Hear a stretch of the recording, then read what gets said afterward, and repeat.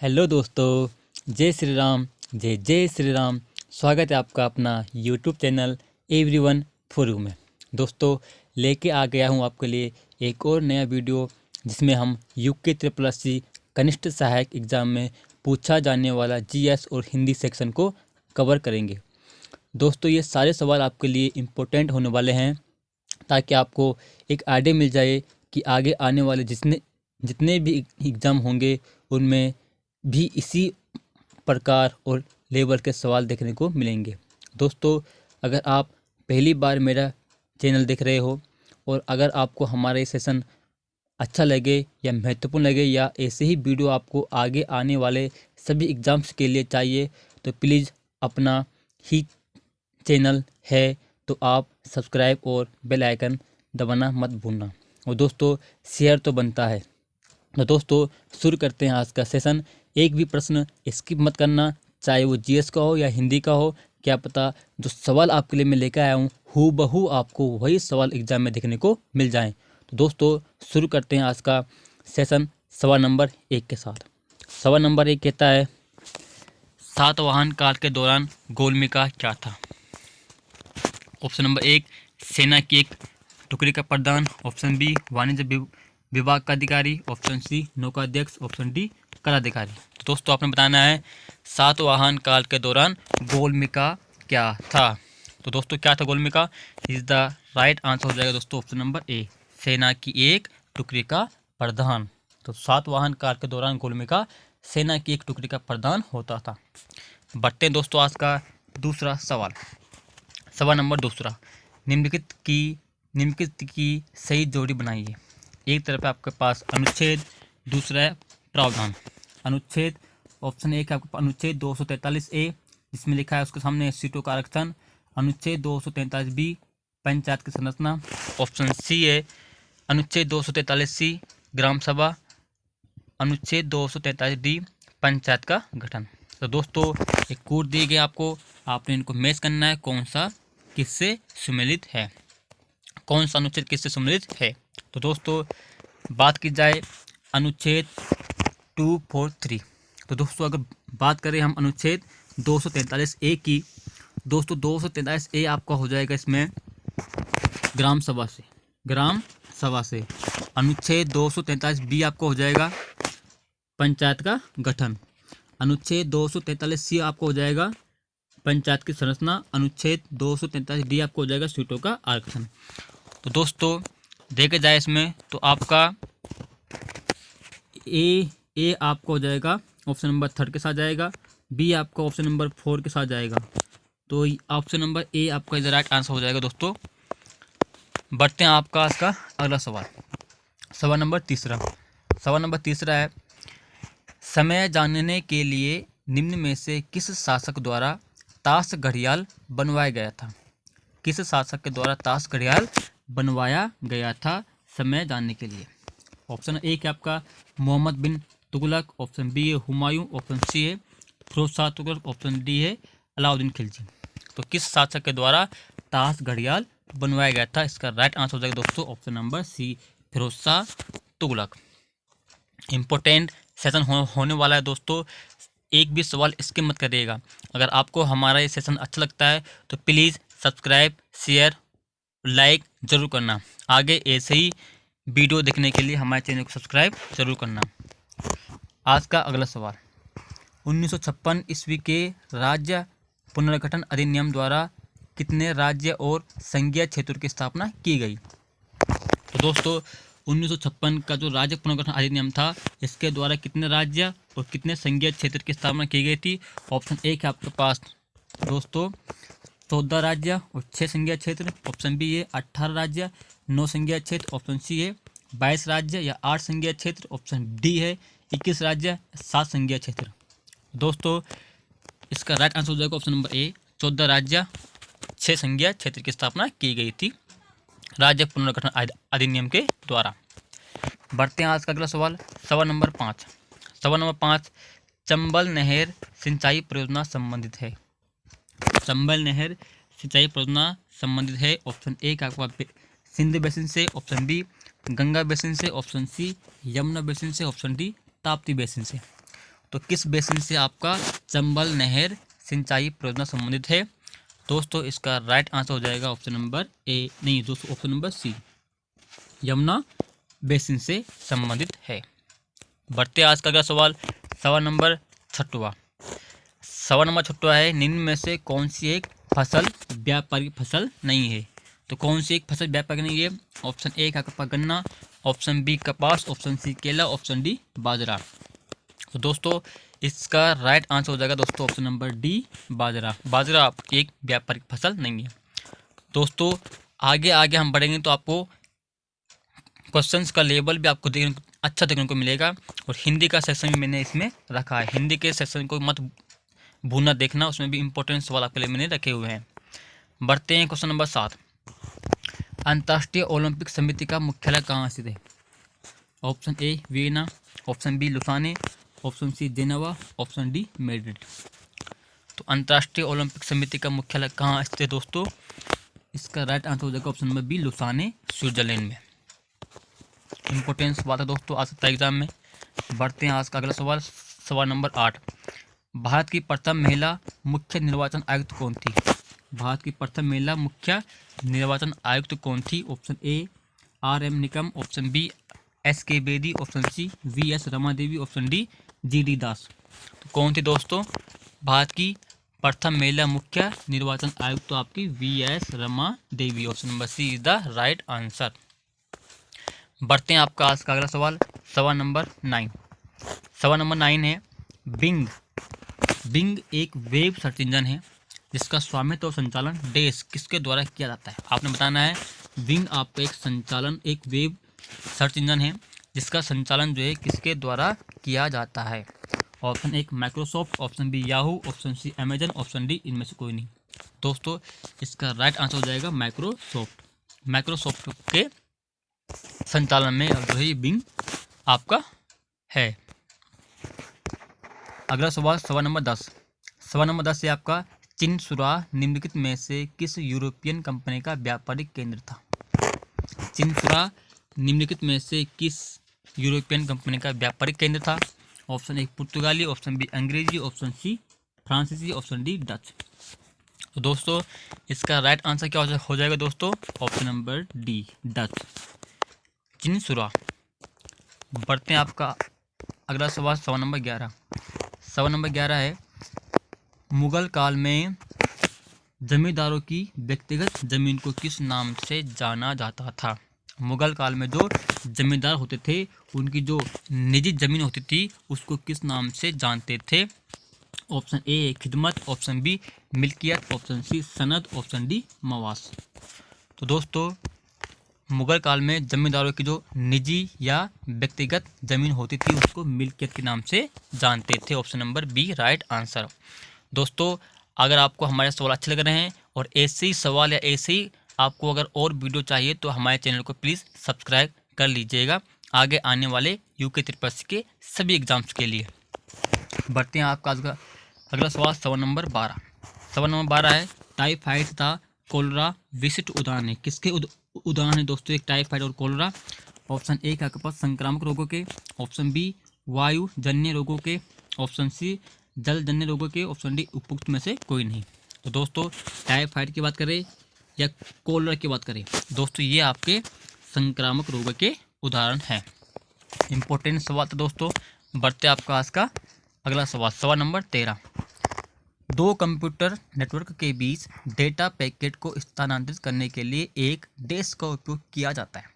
दोस्तों जब भी आप दो कंप्यूटर के बीच नेटवर्क को डेटा पैकेट के रूप में क्या करते हो, स्थानांतरित करते हो, तो आप राउटर यूज करते हो। Option number B is the right answer, router. बढ़ते आपका अगला सवाल, सवाल नंबर 14। जवाहरलाल नेहरू ने भारत की संविधान सभा की किस बैठक में उद्देश्य प्रस्ताव रखा था? जवाहरलाल नेहरू ने भारत की संविधान सभा की किस बैठक में उद्देश्य प्रस्ताव रखा था? तो दोस्तों ऑप्शन ए के आपके पास दूसरी, ऑप्शन बी है तीसरी, ऑप्शन सी है चौथी, ऑप्शन डी है पांचवी। तो किस बैठक में जो है उद्देश्य प्रस्ताव रखा था ये आपने बताना है। तो दोस्तों इसका राइट आंसर हो जाएगा ऑप्शन नंबर बी तीसरी पंडित जवाहरलाल नेहरू ने संविधान सभा की तीसरी बैठक में यानी कि 13 दिसंबर 1946 को उद्देश्य प्रस्ताव पेश किया था।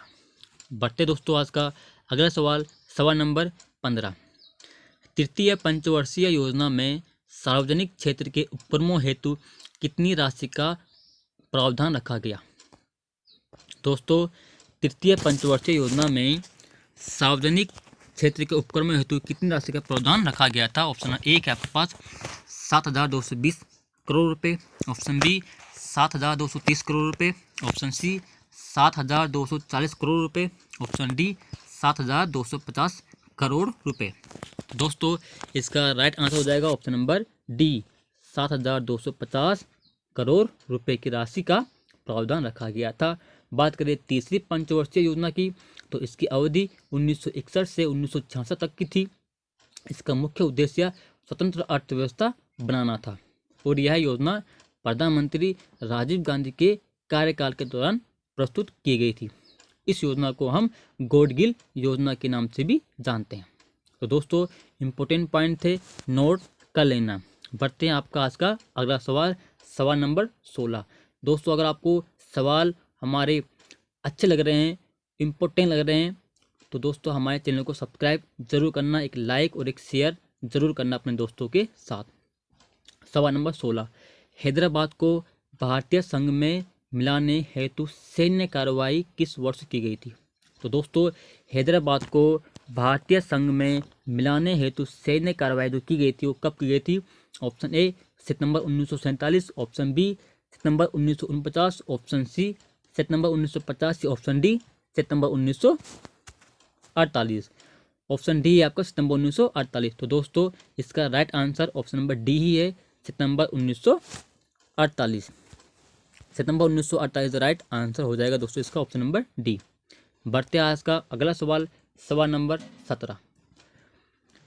ब्रिटिश भारत का लगभग कितना प्रतिशत भूभाग स्थायी बंदोबस्त के अंतर्गत था?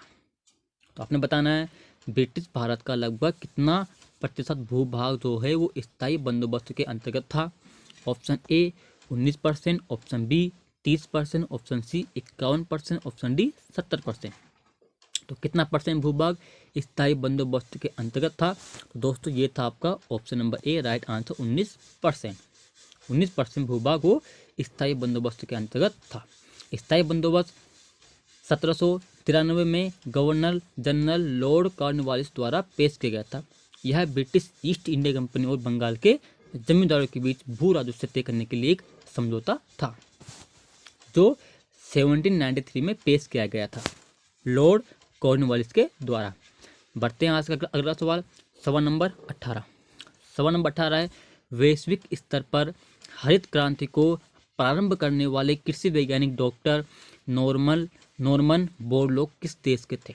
तो दोस्तों जिन्होंने सबसे पहले वैश्विक स्तर पर हरित क्रांति को शुरू किया था तो दोस्तों ये किस देश के थे? ऑप्शन ए आपके पास Bharat, option B Mexico, option C America, option D Philippines. तो दोस्तों ये किस देश के थे? ये थे दोस्तों आपका मेक्सिको से। Option number be the right answer, Norman Borlaug हरित क्रांति के जनक मेक्सिको से थे। बढ़ते आपका आज का अगला सवाल, सवाल नंबर 19। निम्नलिखित में से कौन सही सुमेलित नहीं है? आपने बताना दोस्तों, 4 ऑप्शन है, इनमें से कौन सही सुमेलित नहीं है? ऑप्शन ए विंध्याचल अवशिष्ट पर्वत है, ऑप्शन बी कोटोपेक्सी संग्रहित पर्वत है, ऑप्शन सी आल्प्स वलित पर्वत है, या ऑप्शन डी एंडीज ब्लॉक पर्वत है। दोस्तों यहाँ पे वलित आप सेक लेना और वाह में आ की मात्रा नहीं आएगी। दोस्तों इसमें क्या आपका आंसर होने वाला है? बात की जाए दोस्तों विंध्याचल की तो दोस्तों विंध्याचल आपका अवशिष्ट पर्वत ही है। बात की जाए आपकी कोटोपेक्सी आपकी एक संग्रहित पर्वत भी है। बात की जाए आल्प्स की तो आल्प्स आपकी वलित पर्वत का ही उदाहरण है। बात की जाए एंडीज की तो दोस्तों एंडीज आपका ब्लॉक पर्वत नहीं है, एंडीज भी आपका अवशिष्ट पर्वत है। एंडीज भी आपका क्या है? अवशिष्ट पर्वत। एंडीज भी आपका जो है अवशिष्ट पर्वत के अंतर्गत आता है। तो यही आपका क्या हो जाएगा? राइट आंसर यानी ऑप्शन नंबर डी, ये इसमें सही सुमेलित नहीं है।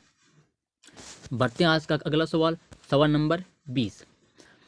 दोस्तों सारे सवाल ऐसे आएंगे आपके, कोई इजी, कोई मॉडरेट, कोई हार्ड। डेफिनेटली दोस्तों यूके त्रिपाठी का पेपर आपका 30 से 35% ईजी बनता है और 40 से 45% मॉडरेट बनता है, और बाकी के जो 20 से 25% है केवल वही आपका हार्ड बनता है। बस इजी, मॉडरेट, हार्ड 3 पार्ट में यूके त्रिपाठी का पेपर डिवाइड होता है। आपको इजी भी मिलेंगे, मॉडरेट भी मिलेंगे और आपको हार्ड भी मिलेंगे। बढ़ते हैं सवाल नंबर 20 पे। सवाल नंबर 20 से निम्नलिखित में से कौन सही सुमेलित है? आपने बताना इनमें से कौन सही सुमेलित है। एक तरफ आपके पास संगठन, एक तरफ है स्थापना वर्ष। अंतर्राष्ट्रीय मुद्रा कोष 1943, संघाई सहयोग संगठन 2003, यूरोपियन संघ 1958 या बिम्स्टेक 1954। तो आपने बताना दोस्तों कौन इसमें सही सुमेलित है। दोस्तों बात की जाए अगर अंतर्राष्ट्रीय मुद्रा कोष की, तो दोस्तों इसकी जो स्थापना हुई थी वो हुई थी आपकी 1945 को, 43 में नहीं हुई थी, 1945 को हुई थी। इसकी स्थापना हुई थी दोस्तों 1945। बात की जाए दोस्तों आपका संघाई सहयोग संगठन, तो दोस्तों इसकी स्थापना हुई थी आपकी 2001, तो ये भी गलत हो जाएगा। बात की जाए बिम्स्टेक की, दोस्तों बिम्स्टेक की स्थापना हुई थी आपकी 1997 में, 1997 में, तो बिम्स्टेक आपका 1997 हो जाएगा, तो ये भी गलत है। बचता है दोस्तों आपका ऑप्शन नंबर सी, यूरोपियन संघ, जो कि आपका सही सुमेलित है 1958। दोस्तों इम्पोर्टेंट सवाल था। बढ़ते हैं आपका आज का सवाल नंबर 21 पे। सवाल नंबर 21 है आपका, राज्य विधानसभाओं में आंग्ल भारतीय समुदाय के लिए प्रतिनिधित्व का प्रावधान संविधान के किस अनुच्छेद द्वारा किया गया है? आपने बताना दोस्तों आंग्ल भारतीय समुदाय के लिए। दोस्तों ऑप्शन नंबर एक आपके पास अनुच्छेद 332, ऑप्शन बी है अनुच्छेद 331, ऑप्शन सी अनुच्छेद 330 या ऑप्शन डी अनुच्छेद 333। दोस्तों आपका राइट आंसर हो जाएगा ऑप्शन नंबर डी, अनुच्छेद 333। अनुच्छेद 333 में जो है राज्य विधान सभाओं में जो है आंग्ल भारतीय समुदाय के लिए क्या है, प्रावधान है। बढ़ते दोस्तों आज का अगला सवाल, सवाल नंबर 22। सवाल नंबर 22 कहता है, प्रिंटिंग प्रेस का आविष्कार निम्नलिखित में से किसके द्वारा किया गया था? प्रिंटिंग प्रेस का आविष्कार, ऑप्शन ए है आपके पास J Gutenberg, option B G Marconi, option C सीसोस, ऑप्शन डी इनमें से कोई नहीं। दोस्तों प्रिंटिंग प्रेस का आविष्कार आपका किया गया था J Gutenberg, option number A right answer, J Gutenberg. बढ़ते दोस्तों आज का अगला सवाल, सवाल नंबर 23। सवाल नंबर 23 है, निम्नलिखित में से सही सुमेलित नहीं है। कौन सा इनमें से सही सुमेलित नहीं है? दोस्तों ऑप्शन ए आपके पास, एक तरफ आपके पास पुरस्कार, एक तरफ आपका स्थापना वर्ष, यानी जो ये शुरू किए गए थे। ऑप्शन ए आपके पास बोरलोग पुरस्कार 1973, अर्जुन पुरस्कार 1963, ऑप्शन सी भटनागर पुरस्कार 1957 या ऑप्शन डी ज्ञानपीठ पुरस्कार 1965।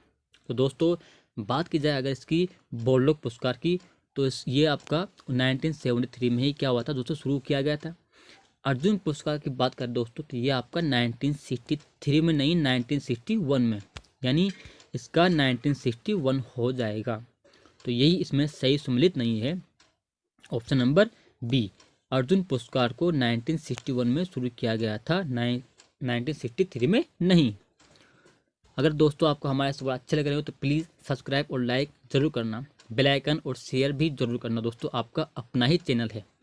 बढ़ते हैं आपका आज का अगला सवाल, सवाल नंबर 24। सवाल नंबर 24 कहता है, टाइम शेयरिंग सर्वाधिक उपयुक्त है। टाइम शेयरिंग, ऑप्शन ए छोटे कार्यों के लिए, ऑप्शन बी बड़े कार्यों के लिए, ऑप्शन सी आसान व छोटे कार्यों के लिए, ऑप्शन डी इनमें से कोई नहीं। तो दोस्तों टाइम शेयरिंग जो आपका सर्वाधिक उपयुक्त है आपका ऑप्शन नंबर सी, आसान व छोटे कार्यों के लिए। बढ़ते हैं आपका आज का अगला सवाल, सवाल नंबर 25। सारे सवाल देखना दोस्तों, और ये सारे सवाल इंपॉर्टेंट होने वाले हैं, इन्हें देखकर जरूर जाना एक बार एग्जाम में।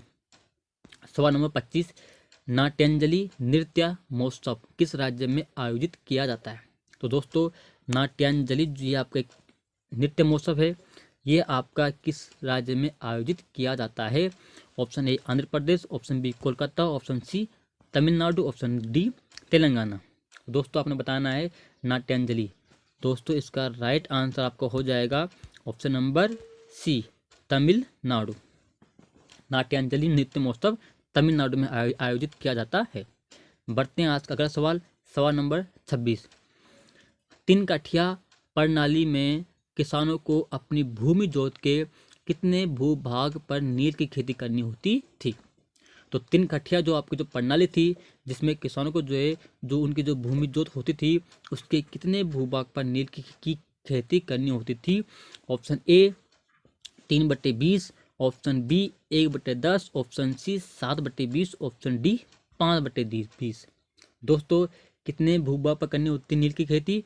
इसका राइट आंसर दोस्तों आपको हो जाएगा ऑप्शन नंबर ए 3/20 भूभाग पर जो है नील की खेती करनी होती थी किसानों को। बढ़ते हैं आपका आज का अगला सवाल, सवाल नंबर 27। 1990 के दशक में राष्ट्रपति भवन का निर्माण पूरा होने के समय इसका मूल नाम क्या था? 1990 के दशक में राष्ट्रपति भवन का निर्माण पूरा होने के समय इसका मूल नाम क्या था? Option A chamber house, option B circuit house, option C regal house, option D viceroy house. दोस्तों इसका ऑप्शन डी है आपका वायसराय हाउस। तो यही आपका राइट आंसर है। 1990 के दशक में राष्ट्रपति भवन का निर्माण होने के समय इसका मूल नाम था आपका viceroy house. Option number D is the right answer, viceroy house. बढ़ते हैं आज का अगला सवाल, सवाल नंबर 28, जो कि मैंने यहाँ से करंट अफेयर्स के लिए आपके लिए रखे हैं। हेनने पासपोर्ट इंडेक्स 2024 के अनुसार भारत किस स्थान पर है? Option A 82, option B 90, option C 81, option D 83। तो दोस्तों हेनले पासपोर्ट इंडेक्स में भारत 82वें स्थान पर है। Option number A right answer. बढ़ते हैं आपका आज का अगला सवाल, सवाल नंबर 29। 2025 में शंघाई सहयोग संगठन की बैठक किस देश में आयोजित की जाएगी? 2025 में दोस्तों इंपॉर्टेंट होता है आपका 2025 में शंघाई सहयोग संगठन की बैठक किस देश में आयोजित की जाएगी? Option A Uzbekistan, option B Tajikistan, option C चीन, ऑप्शन डी रूस। दोस्तों ये आयोजित की जाएगी ऑप्शन नंबर सी चीन में। 2025 में जो शंघाई सहयोग संगठन की जो बैठक होने वाली है वो चीन में आयोजित की जाएगी। बढ़ते हैं सवाल नंबर 30 की ओर। निम्न में से किसने नई दिल्ली में प्रथम एशियाई बौद्ध शिखर सम्मेलन का आयोजन किया था? प्रथम एशियाई बौद्ध शिखर सम्मेलन आयोजन। दोस्तों सवाल आपसे ऐसा भी पूछ सकता है कि प्रथम एशियाई बौद्ध शिखर सम्मेलन का आयोजन कहाँ किया गया था? दोस्तों आपको याद होना चाहिए नई दिल्ली में किया गया था। और ये किसके द्वारा आयोजित किया गया था? ऑप्शन ए आपके पास विदेश मंत्रालय, ऑप्शन बी संस्कृति मंत्रालय, ऑप्शन सी गृह मंत्रालय, ऑप्शन डी बौद्ध विश्व महासंघ। तो दोस्तों इसका राइट आंसर हो जाएगा आपका संस्कृति मंत्रालय के द्वारा यह आयोजित किया गया था। Option number B right answer. बढ़ते हैं सवाल नंबर 31। सवाल नंबर 31 कहता है आपका बांधवगढ़ टाइगर रिजर्व ने हाल ही में हुई घटना में हाथियों द्वारा खाए गए किस पौधे के कारण उन्हें जहर हो गया था? तो दोस्तों हाल ही में आपकी जो है एक घटना हुई थी जिसमें हाथियों द्वारा पौधे खाए गए थे और जिसके कारण उनको जहर हो गया था। तो कौन से खाए गए थे? गेहूँ ऑप्शन ए, चावल ऑप्शन बी, कोदो बाजरा ऑप्शन सी या ज्वार ऑप्शन डी। दोस्तों इसका राइट आंसर आपका कोदो बाजरा, option number C is the right answer. बढ़ते हैं आपका अगला सवाल। दोस्तों अगर आपको हमारे जीके के सवाल अच्छे लगे हो और यही लेवल रहेगा आपको यूके त्रिपाठी का, तो दोस्तों हमारे चैनल को सब्सक्राइब जरूर करना। आगे ऐसे ही वीडियो मैं आपके लिए लेके आऊँगा इम्पोर्टेंट। अगर आपका रिस्पॉन्स अच्छा आता है तो मैं आपके लिए और मेहनत करूँगा और आपके लिए और मेहनत करके आपके लिए अच्छा कंटेंट आपके सामने रखूँगा ताकि आपको आगे आने वाले सभी यूके त्रिपाठी के एग्जाम्स में हेल्प मिल सके। तो दोस्तों बढ़ते हैं आपका हिंदी के प्रैक्टिस सेट पे। Question number 1। जब कोई पत्र प्रेषक को लौटाया जाए अथवा दूसरे मंत्रालय को भेजा जाए ताकि उसका निपटान हो सके तो उसे क्या कहते हैं? ऐसा पत्र जो आप प्रेषक को लौटाते हो या फिर दूसरे मंत्रालय को भेजते हो ताकि उसका निपटान हो सके, उसे क्या कहते हैं? ऑप्शन ए अनुस्मारक, ऑप्शन बी परिपत्र, ऑप्शन सी पृष्ठांकन, ऑप्शन डी विज्ञप्ति। तो दोस्तों उस पत्र को बोलते हैं हम option number C right answer पृष्ठांकन। बढ़ते आपका आज का हिंदी का दूसरे सवाल की ओर। दूसरा सवाल है आपका आग्रह शब्द का विलोम शब्द क्या है? दोस्तों आग्रह शब्द का विलोम शब्द क्या होता है? ऑप्शन ए दुराग्रह, ऑप्शन बी अनुग्रह, ऑप्शन सी विग्रह, ऑप्शन डी परिग्रह। तो दोस्तों इसका राइट आंसर हो जाएगा दुराग्रह। Option number A is the right answer, आग्रह का विलोम दुराग्रह। बढ़ते हैं आज का अगला सवाल, सवाल नंबर 3। आकार शब्द में किस प्रकार का विशेषण है? दोस्तों आपको बता दें आकार शब्द में किस प्रकार का विशेषण है। तो दोस्तों आपने बताना है आकार शब्द में किस प्रकार का विशेषण है। ऑप्शन ए गुणवाचक, ऑप्शन बी संख्यावाचक, ऑप्शन सी रूपवाचक, ऑप्शन डी विशेषण। तो दोस्तों इसका राइट आंसर हो जाएगा ऑप्शन नंबर ए गुणवाचक। बढ़ते हैं आपका आज का अगला सवाल, सवाल नंबर 4। एक ही वर्ण जब किसी शब्द में 2 बार प्रयुक्त होता है तो वह क्या कहलाता है? दोस्तों एक ही वर्ण जब किसी शब्द में 2 बार आता है तो वह क्या कहलाता है?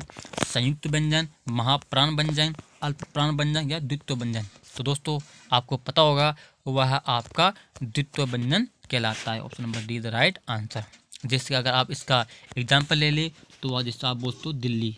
अब दोस्तों दिल्ली में आपका 2 बार क्या आ गया है? ला आ गया है, तो इसी को बोलते हैं हम द्वित्व व्यंजन।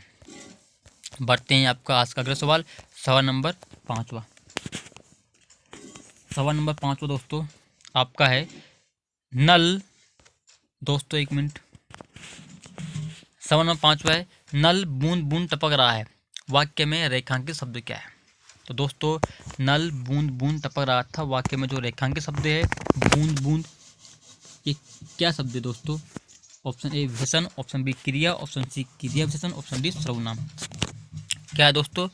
तो दोस्तों इसका राइट आंसर हो जाएगा ऑप्शन नंबर सी क्रिया विशेषण, जो क्रिया की विशेषता को बताता है। यानी जो नल है वो कैसे टपक रहा है? बूंद बूंद करके टपक रहा है, तो ये आपको हो जाएगा क्रिया विशेषण। 6वां सवाल, सूर्य शब्द का स्त्रीलिंग है क्या है? सूर्याणी, सूर्या, सूर्याई या सूर्यो। दोस्तों इसका राइट आंसर हो जाएगा सूर्या। सूर्य शब्द का स्त्रीलिंग सूर्या होता है। बढ़ते हैं आज का अगला सवाल, सवाल नंबर 7। भूखे को भोजन दो, इस वाक्य में को कौन सा कारक है? आपने बताना है इसमें को कौन सा कारक है। भूखे को भोजन दो में को क्या है? ऑप्शन ए कर्म, ऑप्शन बी करण, ऑप्शन सी संप्रदान या ऑप्शन डी अपादान।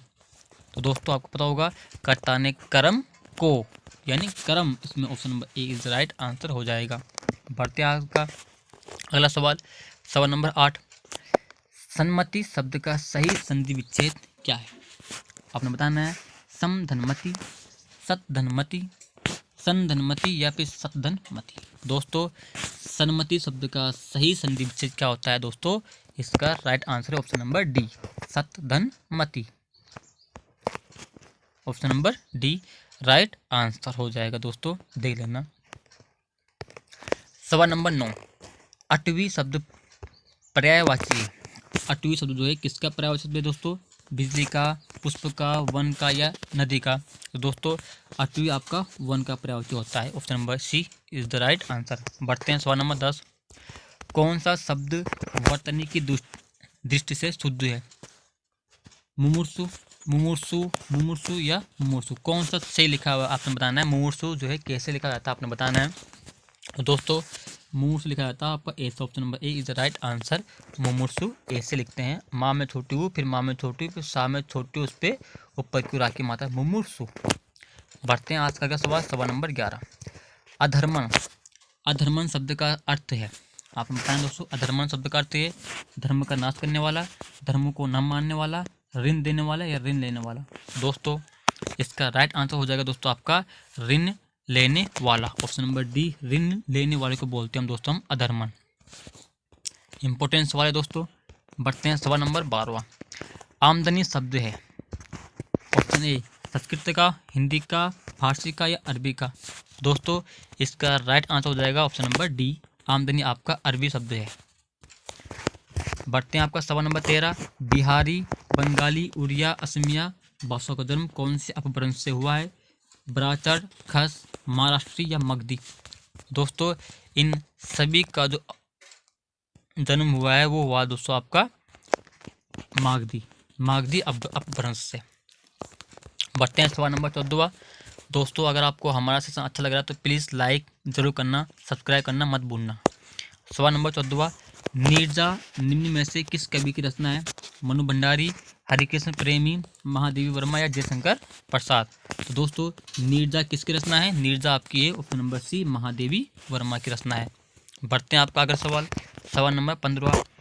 हाथ सुमरनी बगल कतरनी, इस लोकोक्ति का क्या अर्थ है? हाथ सुमरनी बगल कतरनी। ऑप्शन ए आपके पास कपटपूर्ण व्यवहार, ऑप्शन बी झूठा दिखावा, ऑप्शन सी सामने कुछ और असलियत और, ऑप्शन डी दिखावा भक्ति का, काम लूटपाट का।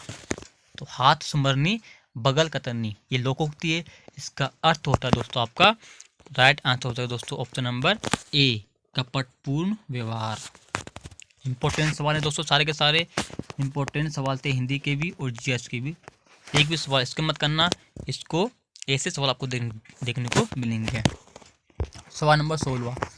एक ही प्रकार की वस्तुओं का बोध कराने वाले शब्द को कहा जाता है? जो एक ही प्रकार की वस्तुओं का बोध कराता है उसे क्या कहते हैं? जातिवाचक, व्यक्तिवाचक, भाववाचक या फिर द्रव्यवाचक? तो दोस्तों इसका राइट आंसर हो जाएगा आपका ऑप्शन नंबर ए, जातिवाचक संज्ञा।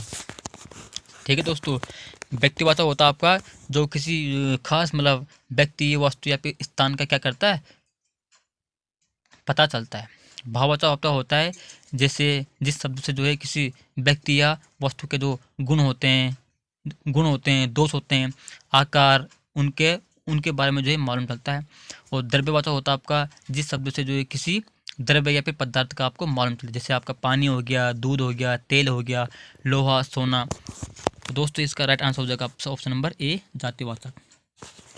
लंकेश में प्रयुक्त संधि है? लंकेश में कौन सी संधि है भाई प्रयुक्त? कौन सी संधि इसमें है लंकेश में? यण संधि, वृद्धि संधि, अयादि या गुण? तो दोस्तों लंकेश में आपका है ऑप्शन नंबर डी, गुण संधि है। संधि से आपका एक सवाल जरूर बनेगा, जरूर पूछेगा। इंपॉर्टेंट सवाल दोस्तों, लंकेश में कौन सी संधि है, आ सकता है। बढ़ते हैं सवाल नंबर 18। एक ही लकड़ी से हाँकना, यह आपका मुहावरा है। इस मुहावरे का आपने अर्थ बताना है। एक ही लकड़ी से हाँकना, इसका अर्थ क्या होता है? अच्छे बुरे की पहचान न करना, नियंत्रण पा लेना, पराजित करना, मूर्ख बनाना। दोस्तों इसका राइट आंसर क्या हो जाएगा दोस्तों? एक ही लकड़ी से हाँकना मतलब अच्छे बुरे की पहचान न करना। Option number A is the right answer, अच्छे बुरे की पहचान न कर पाना। सवाल नंबर 19। व्यंजन सा का उच्चारण स्थान है? तालु, मूर्धा, कंठ या दंत? दोस्तों सा जो आता है आपका इसका उच्चारण स्थान पर होता है मूर्धा। Option number B is the right answer. और दोस्तों हिंदी का आज का आखिरी सवाल, स्वरों को अन्य किस नाम से जाना जाता है? हल, अच, प्लुत या मूर्धन्य? दोस्तों स्वर को हम जो है किस नाम से जानते हैं? हल के नाम से भी जानते हैं। Option number A is the right answer. दोस्तों थैंक यू दोस्तों। अगर आपको हमारा वीडियो अच्छा लगा हो, आपको अगर हमारे सारे के सारे सवाल अच्छे लगे हो और इसी लेवल का यू की तरफ से आपको एग्ज़ाम में पूछेगा और ऐसे ही वीडियो अगर आपको आने वाले सभी एग्ज़ाम्स के लिए चाहिए तो प्लीज़ हमारे चैनल को सब्सक्राइब ज़रूर करना, बेल आइकन ज़रूर दबाना ताकि आपको हमारे वीडियो का नोटिफिकेशन मिल जाए, आप तक पहुंच जाए। और दोस्तों अगर आपको हमारा वीडियो अच्छा लगा हो तो प्लीज़ अपने दोस्तों के साथ शेयर करना मत भूलना दोस्तों, ज़रूर शेयर करना। इसके साथ हम आपको मिलते हैं नेक्स्ट वीडियो में, तब तक के लिए जय श्री राम, जय जय श्री राम।